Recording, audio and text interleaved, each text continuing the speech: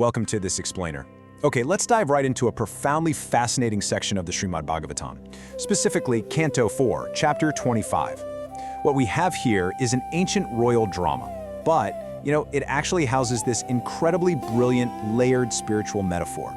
We're going to unpack a narrative that, on the surface, reads like a grand epic of kings, queens, and mysterious cities. But trust me, it's really a masterclass in understanding the human condition. So here's our roadmap for decoding this metaphor today. We'll be looking at Sage Narada's stern warning, Puranjana's epic search, meeting the mysterious queen, a 100-year pact, mapping the 9 gates, and finally, the captive king. Starting off with Section 1, Sage Narada's Stern Warning. This covers verses 1 through 8. Our story kicks off with the highly compassionate sage, Nārada, stepping forward to confront a ruler named King Prācīnabarhi. Now, the king is totally addicted to karma, and by that, I mean he's obsessed with performing these endless elaborate rituals and sacrifices. He really thinks that by meticulously executing these worldly duties, he's basically buying his way to ultimate happiness. But Nārada? Well, he points out that wandering blindly on these paths of fruitive action is never going to yield true lasting joy. Actually, it just deepens his ignorance. To shake the king awake, Nārada delivers this absolutely chilling warning. He tells him, point blank, that the thousands of animals sacrificed in these grand rituals, they haven't just disappeared. No, they are waiting in the afterlife, enraged, ready to pierce him with iron horns. It's a shocking, totally visceral image about unseen karmic consequences, right? Naturally, terrified by this revelation, the king abandons his pride and desperately begs Nārada for true liberating knowledge. Moving right into Section 2, we have Puranjana's epic search, which spans verses 9 through 19. To teach the king how to actually escape this karmic trap, Nārada begins a nested story. And this brilliantly illustrates our core allegory right off the bat. So, King Puranjana, whose very name literally implies one who enjoys in a body, represents us, the individual living entity, the soul. But he's not alone. He has this companion named Avignata, or the unknown friend. And this friend represents the supersoul, that divine presence traveling silently right alongside the individual soul. Now, Puranjana, completely desperate to fulfill his endless material desires, actually leaves his friend and goes wandering across the earth. He inspects countless cities, but kind of just rejects them all as unsuitable for the ultimate enjoyment he's craving. Finally, his relentless search leads him to the southern slopes of the Himalayas, and there he discovers a breathtaking, heavily fortified location, the city of 9 gates. I mean, it is magnificent, adorned with gems, parks, crystal palaces, and fragrant breezes, the whole shebang. Let's look at Section 3 now, Meeting the Mysterious Queen, covering verses 20 through 31.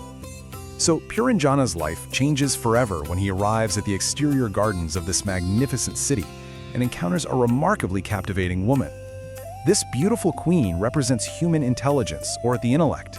She doesn't travel alone, though. She's guarded by a fearsome 5-headed snake, which represents the 5 vital breaths, or life airs, that literally keep a physical body alive. And she's also flanked by commanders and their followers. These 10 servants, they represent our 10 bodily senses. Unsurprisingly, Puranjana is instantly and hopelessly infatuated.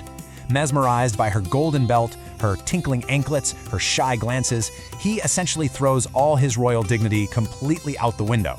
He desperately begs her to become his wife, claiming his senses have been utterly pierced by Cupid's arrows just by looking at her.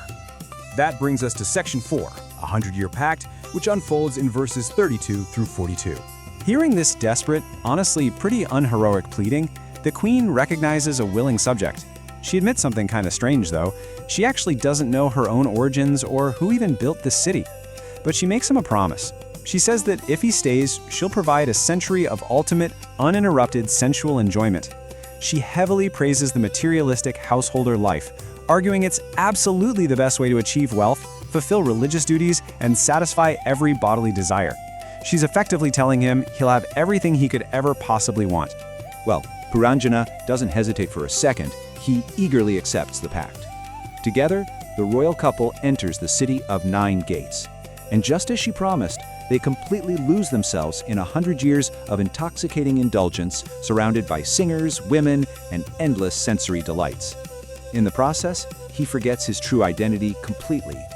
Okay, moving to Section 5, Mapping the 9 gates. This covers verses 43 through 55. Here, Sage Narada maps out the literal architectural layout of the city. And honestly, the structural flow here is just amazing. Notice how the city is essentially just the human head. The eastern gates represent the front of the face. So the gates named Kagyota and Avirmukhi represent the two eyes, going out to experience the visual world. Nalini and Nalini are the two nostrils experiencing odor. And Mukhya is the mouth, which facilitates both speech and taste. The king travels to these quote-unquote gates every single day to experience the material world. Next up, we have the southern and northern gates. The southern gate, Pitrihu, represents the right ear, and the northern gate, Dovahu, is the left ear. This brilliantly symbolizes how we take in auditory information, specifically how a person listens to different types of worldly or scriptural knowledge to navigate through life. Then, the western gates complete the physical layout of the human body's external openings. Asuri and Niriti represent the lower bodily functions, the genitals and the rectum. In the text, these gates are associated with base instincts, driven by lust, procreation, and the expulsion of waste. So the really crucial point here is how the rest of the city operates. There are blind citizens performing all the heavy labor, right? Well, these represent the arms and legs, the working senses that just act blindly on command. Meanwhile, the inner chambers of the palace represent the mind itself. This is where the queen, the intellect, resides, causing these constant fluctuations of illusion, distress, and joy that ripple right through the king. Finally, we reach section 6, the captive king. This is verses 56 through 62. In this intense climax, the sovereign King Puranjana's descent into illusion is absolute and complete. He has lost his independence entirely. He mechanically mirrors every single physical action and emotion of the queen. If the intellect drinks, he drinks. If she cries, he weeps. If she runs, he is right there running behind her. And it goes even deeper into his sensory and emotional state. He has surrendered his consciousness entirely. He's so entangled that his very experiences of hearing, smelling, touching, lamenting, and rejoicing are completely dictated by her whims. The soul is no longer in charge here. It's just being dragged along by the material intellect. Verse 62 brutally defines his final state. The once great sovereign king is now totally devoid of his own intelligence, unwillingly mimicking the queen like a dancing monkey performing for a master. It's tragic. He's been entirely cheated out of his royal nature, trading it all away for the illusions of the city. And this brings us full circle, right back to Sage Narada's initial warning to King Prācīnabarhi. The entire story is a mirror. When you, as the soul, attach yourself completely to the material body, your own personal city of 9 gates, and you let its intellectual desires rule you, you lose your true spiritual freedom. You become helplessly trapped in a cycle of fruitive karma. So, as we reflect on King Puranjana's tragic loss of free will, and just how easily the soul gets lost in the machinery of the body and mind, it leaves us with one highly provocative question to take away from this explainer. Who or what is really pulling the strings and driving your city of 9 gates?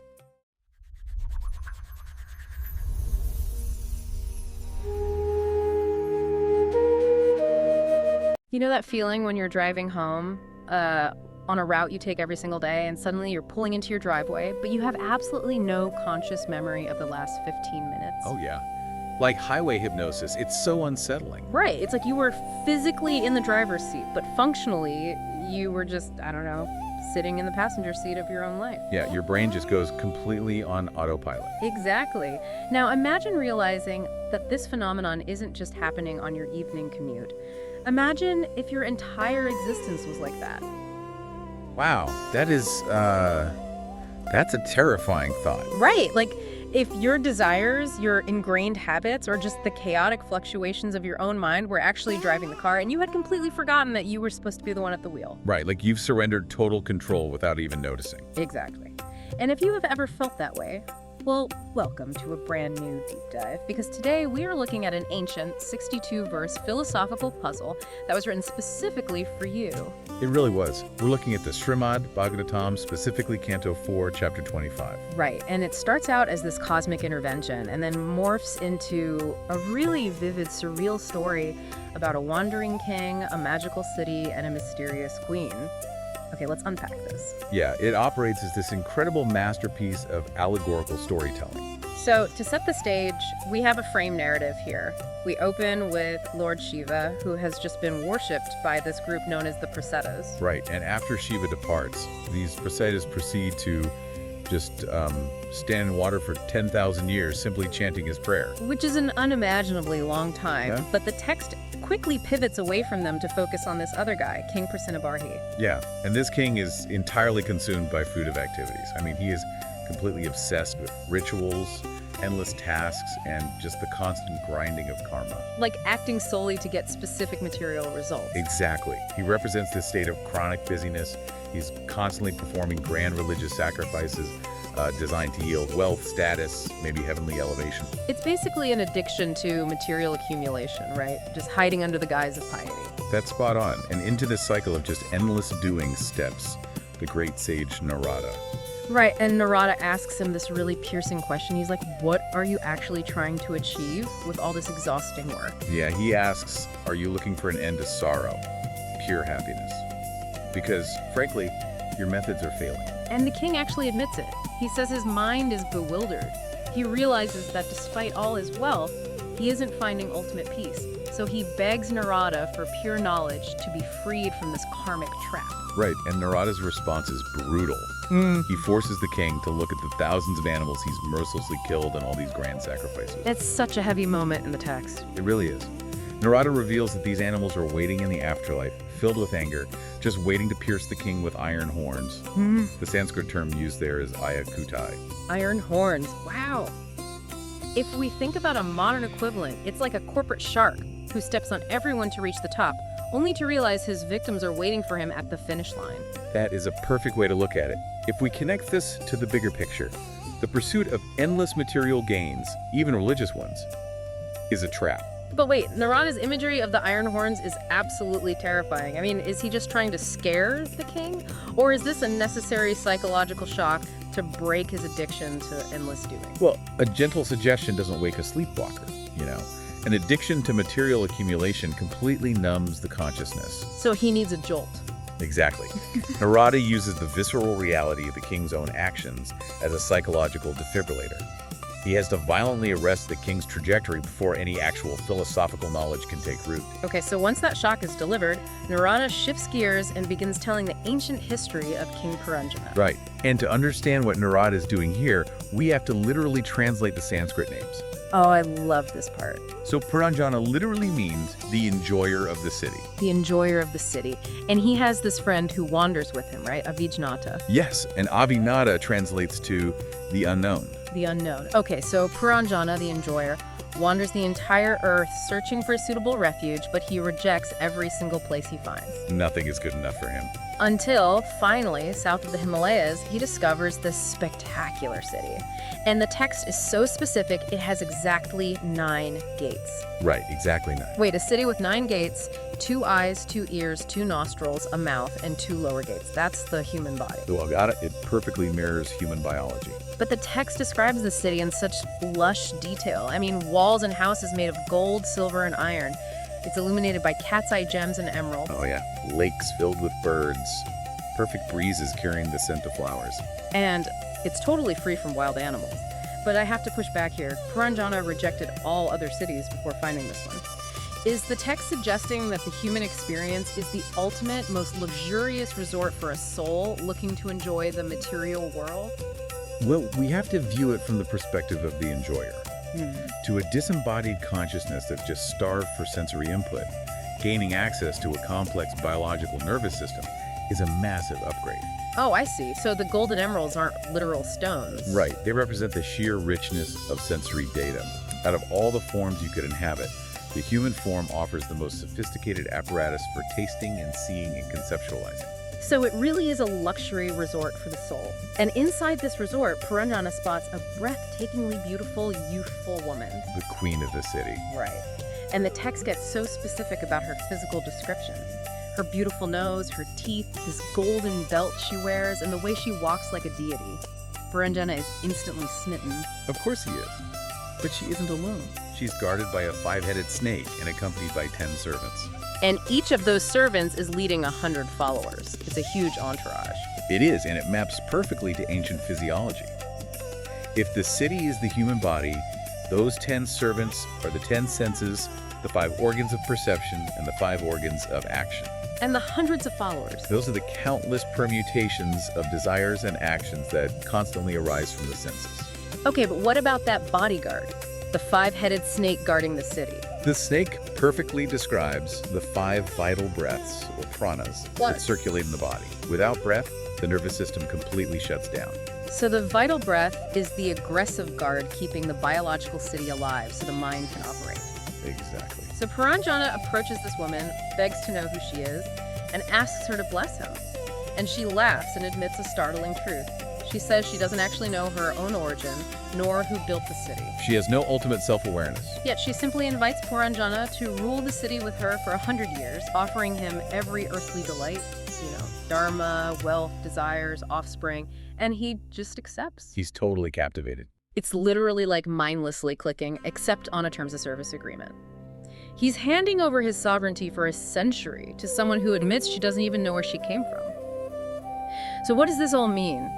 Is the text saying that when our consciousness enters a body, we immediately fall under the spell of our own intelligence and completely forget our unknown friend?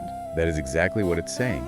By accepting that deal, the pure consciousness becomes completely engrossed in sensory indulgence, entirely forgetting its connection to Avinada. Wow. So they spent a century in pure indulgence, surrounded by singers and women, and this is where the text meticulously maps out those 9 gates. Yes, the 7 gates above and the 2 below. Let's trace this map.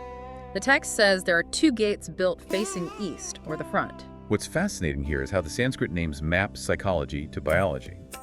Puranjana travels through the eastern gates, the eyes, with a companion named Kadyota, which means glowworm, and Avirmukhi, meaning torchlight. Because the eyes are seeking light. Exactly. And they go to a place called Vibrakita, or clear sight, with friends like Dumat. That makes so much sense. And then it maps the 2 nostrils as well, right? Yeah, the nostrils are eastern gates too. He travels with Nalini and Mukhya, going to Sarapa, which means odor. And the mouth is an eastern gate, going to places with various tastes. But what about the ears? Well, in ancient geographic orientation, facing east means the south is to your right. So the right ear is the southern gate, named Pitru. And the left ear would be the northern gate. Right, named Devahu. Through these, the consciousness goes out to consume sound and instruction. Okay, here's where it gets really interesting. The text gets incredibly stark when it maps the 2 lower or western gates. The lower biology, yeah. It says Puranjana goes through a lower gate named Asuri, and Asuri means demoniac, right? That's right. And through this gate, he goes to a place called Gramaka, meaning base matters, and his companion is Durmada, which means madness or false pride. Right, mapping to the organ of generation. And the other lower gate is Niriti. Through this gate, he travels to Vaisa, meaning distress, and his companion is Lubtaka, meaning greed. This maps to the organ of evacuation. The terminology is very deliberate. I mean, mapping greed and madness to the lower gates is this ancient text arguing that when we direct our energy primarily toward our lowest physical desires, we inevitably invite psychological distress and madness. Yes, it's outlining a psychological trajectory. When the enjoyer focuses his primary existential energy on those lower gates, heavily associating with pride and greed, the inevitable destinations are vulgarity and distress. It's not condemning biology itself, just warning about where you focus your consciousness. Exactly. It degrades the self when those gates become the ultimate focus. Oh, and we can't forget, the text also mentions 2 blind citizens who worked for the king, Nirvak and Pizaskar. Yes, meaning without speech and make reforms. These represent the legs and hands. Why are they blind? Because they are organs of action. They act blindly without their own senses of perception, just carrying out the dictates of the mind.